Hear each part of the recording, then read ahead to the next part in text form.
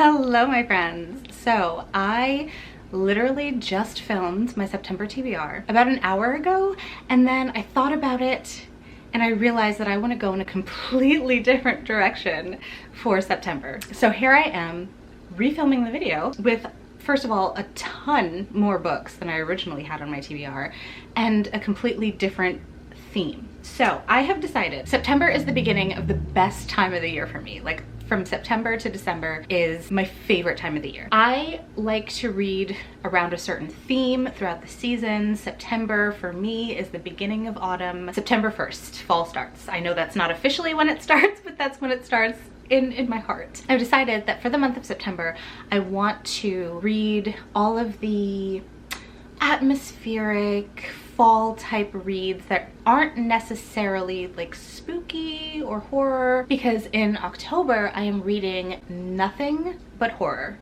Nothing but horror. Maybe some thrillers, but mostly horror. The stack of books I have here for September are just a huge collection of all of the books that I feel fit into this fall atmospheric vibe, and we'll just see how many I end up getting through in the month of September. Let's get into this enormous list, this enormous stack of books that I have next to me for September. Transitioning from the romancy summer into the fall season, I do have some romances that fit in with that, I think.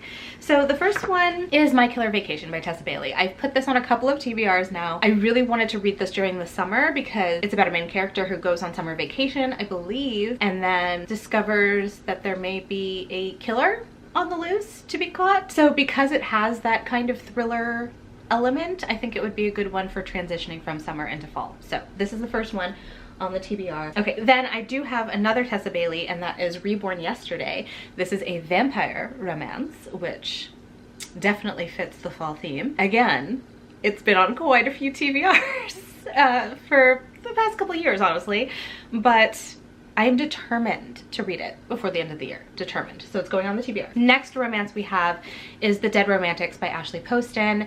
This has a ghost element to it, so again, perfect for that fall vibe. And then the last one is The Undertaking of Heart and Mercy by Megan Bannon. This is one of my Fairy Loot books from my priority TBR. Need to get to it before the end of the year.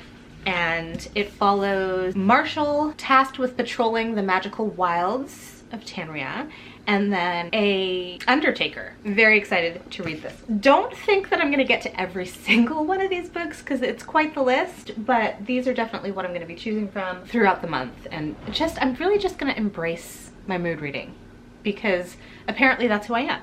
That's who I am now. So we're just gonna go with it. Okay, probably the two most important books on the TBR for September are these books that I am the most excited about right now, that I just keep putting off. The first one being Yumi and the Nightmare Painter by Brandon Sanderson. Why haven't I read this yet? Why? This is one of the books that I took with me when I went to see him to get signed. So it is signed by Brandon there, which is very exciting.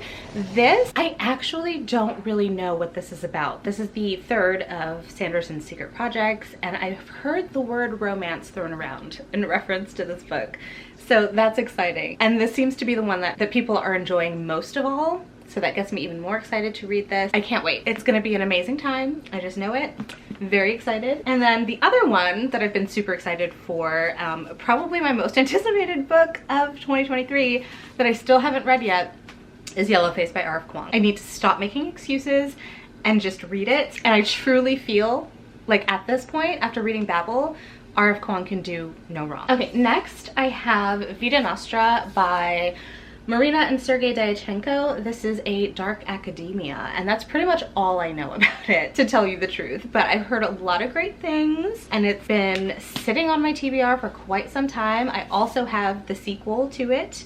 I forget what it's called. Assassins of Reality? Yeah, Assassin of Reality. So if I like this one, I can immediately go into the sequel. But you know I love a good dark academia. Next, I have Spells for Forgetting by Adrienne Young. This is another one that I know nothing about, honestly. It's another one of my Fairy Loot books, but it's giving very much fall vibes. Small town, maybe a little romance, strange happenings. The emergence of deep betrayals and hidden promises threatens to reveal the truth behind Lily's death once and for all, maybe a little bit of a mystery. It sounds very autumnal to me. Okay, don't know if I'm gonna get around to like finishing this whole trilogy, but I do have A Deadly Education and The Last Graduate by Naomi Novik. This is the first book in the Scholomance trilogy. This is the second book. I've read this, so this will be a reread so that I can go into this one. And I mean, if I'm going to read, if I manage to read both of these in the month of September, then I do need to immediately go into the third and final book, which is The Golden Enclaves, so that I don't forget anything and then have to reread both of them again. Dangerous magical school with monsters. I didn't realize how many Fairy Loot books I put on this TBR, but I have another one here. This is Her Majesty's Royal Coven by Juno Dawson. It's witchy, it's historical. I've heard amazing things about it. That's pretty much all I know. Witchy books are definitely autumnal. While we're on the subject of witches, however, I do want to mention the Black Hat Book Coven book club pick for the month of September, which is The Witch Haven, and I forget the author, but you can see the picture. I think it's like Sasha Payton Smith, possibly, but here it is. This is the book we will be reading for September. The live show is going to be on my channel. I don't have a date finalized for the live show, but I will keep you up to date with that. This is actually a book that I unhauled without reading because I kind of lost interest in it, but I am still excited to give it a read. Obviously I was interested in it at one point, so I'm excited to give it a read. This is historical YA witchiness. So, okay, moving on. We have a lot to go through. I have Anatomy, a Love Story by Dana Schwartz, which when this came out, everyone was obsessing over this and talking about how beautiful the writing was, and that is definitely something that piques my interest. Beautiful writing, that is what I love. I think it follows a woman who wants to be a surgeon, but she's a woman in a time when women weren't allowed to do shit. So, and then also a man who digs up dead bodies, I believe. So, sounds fun for the fall season. This is a book that I've had on my shelf for quite some time. I picked this up randomly at my local used bookstore because it sounded interesting. This is The Games House by Claire North. It is a thriller, and it is a tale of a gambling house whose deadly games of chance and skill control the fate of empires. It looks like it's a bit on the longer side, but it's really only 400 pages. Hoping to get to this. We have Razorblade Tears by S.A. Cosby. This is a thriller, and recently I read a short story by S.A. Cosby and I absolutely loved it. So I'm very excited to check out something full length from this author and see how it goes.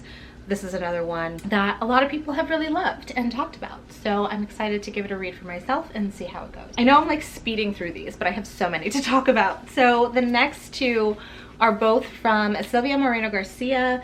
We have Untamed Shore and The Daughter of Dr. Moreau. Sylvia is one of my favorite authors. I love her writing. I love her mind, her concepts. So very excited to check both of these out. This is a reimagining of The Island of Dr. Moreau. This one, I have no idea what it's about, but I'm very excited to find out. More books that I have been putting off forever and ever and ever.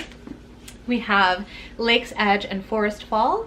This is another like gothic Death and the Maiden type story, and I have read Lake's Edge, so this will be a reread, and then Forest Fall is the second book in the duology. I would like to finish these out before the end of the year, and the autumn season is, I don't know why I said autumn like that, that was so weird. The autumn season is the perfect time to read these. They are so atmospheric, beautifully lyrically written. I'm obsessed with the first book and I can't wait to see what the second book does. Two more Fairy Loot books. We have Emily Wilde's Encyclopedia of Fairies by Heather Fawcett, which is supposed to be just a really cozy book, and that is exactly what I'm looking for right now. There's a bit of a romance involved as well. I think like two grumpy characters, which I love.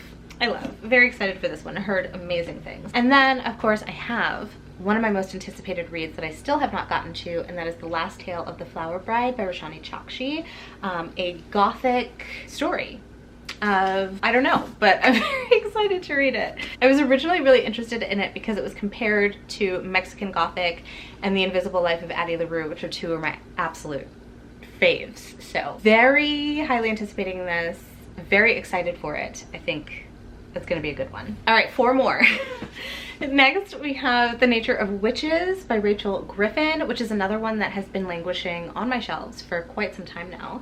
This is about witches who draw their power from the seasons, and each witch is like associated with a different season, but we're following our main character who is an ever witch who has ties to every single season, and witches in here are supposed to be maintaining the climate. However, things have been difficult because of climate change. I'm very excited for what this has to say on that subject, and witchiness, of course, perfect autumnal read. Next we have Masters of Death by Olivia Blake.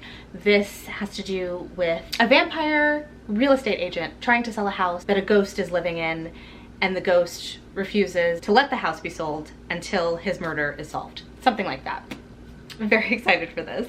Witches, ghosts, vampires, perfect. Another Olivia Blake is Le Petit Mort. This, I honestly don't know what this is about. I haven't read this. Okay, my battery died and my camera cut me off mid-sentence, which was so rude. So honestly, I don't know what I was saying, but I think I was talking about Le Petit Mort by Olivia Blake. I don't know what this is about. That's what I was saying. But I'm pretty sure that there's a vampire in here, and it's set in New Orleans, which is literally my favorite city. I love books set in New Orleans, so I think I'm really going to enjoy this. Plus, it's a really short one, so this is probably one I will prioritize in the month of September. Ooh, the books are about to fall. Don't fall.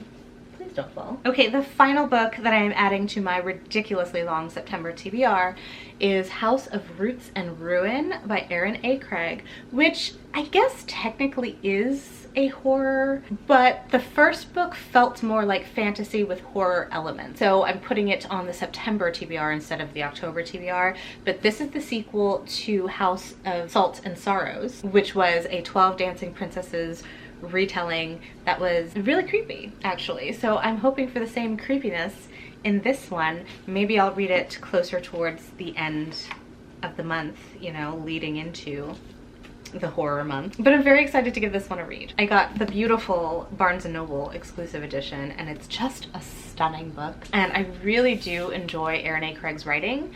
So hopefully this will be just as good, if not better, than the first book was. And that, my friends, is my September TBR. Talk to me down in the comments. Let me know your thoughts. What are you reading this September? Are you going to be joining us for the Black Hat Book Coven and reading The Witch Haven? Let me know in the comments. If you would like to leave an emoji, leave me some fall leaves as we enter into the fall season.